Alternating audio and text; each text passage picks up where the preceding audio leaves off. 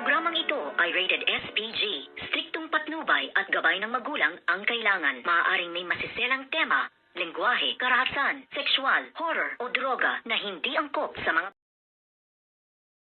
Good morning mga kachikas and welcome sa aking munting channel. Dahil nga sa hindi na halos matanggap nitong ang si Libby ang nangyari at na kanyang nasaksihan na ipinagtanggol nga nitong si Xavier ang kanyang nobya na si Princess ay naglasing itong ang bruhang si Libby, at ngayon nga ay hinahanap siya ng kanyang mga kaibigan hanggang sa nga tawagan na itong si Raymond ng best friend nitong si Libby at sinabi nga ang nangyari at nawawala nga daw ito, hindi makontak, naka-off ang phone, at dito naman ay palihim ngang tinawagan nitong ang si Divina, si Libby, at sinabi naman nitong ang si Charlene na tinatawagan nga daw niya ang phone ng kanilang anak ay hindi ito makontak. Ngunit sumabad naman ulit itong ang si Divina at sinabi nga niya nga wag mo nang gawin yan at wag mo nang pag-aksyahan pa ng oras mo, Charlene, dahil nagawa ko ng tawagan itong ang si Libby, ngunit naka-close nga ang kanyang phone. At dito naman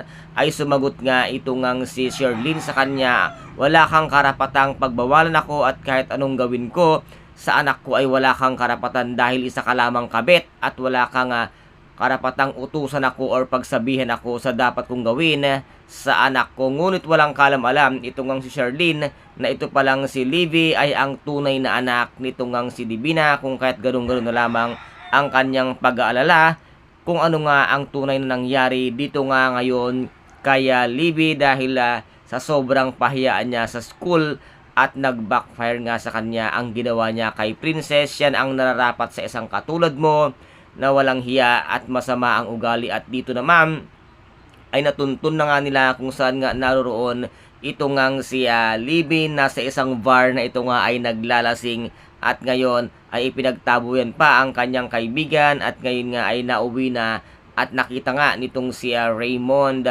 itong si Charlene, si Divina at ni Attorney Adrian itong ang si Libby at agad-agad ngang niyakap nitong si Libby ang kanyang tunay na ina na si Divina, at ito naman ay napansin agad nitong ang si Charlene at sumakit ang kanyang loob dahil ang kanyang pakiramdam ay lumalayo na rin ang loob sa kanya ng kanyang anak na si Libby. Ngunit wala nga siyang kalam-alam na hindi naman niya pala ito tunay na anak, kung hindi nga si Princess ang nag-iisang prinsesa nitong ang si Charlene. At dito naman ay nadulas nga ang bibig nitong ang si Libby at sinabi nga niya dito kay Princess na ako ay ang tunay na anak ni Mama or Mami Divina at ikaw naman ang tunay na anak ni Charlene. At dito nga ay nag-react pa ang ating bidang si Princess nang sabihin nga ito nitong si Libby ang katotohanan sa kanilang pagkatao. Ano kaya ngayon ang gagawin nitong ang si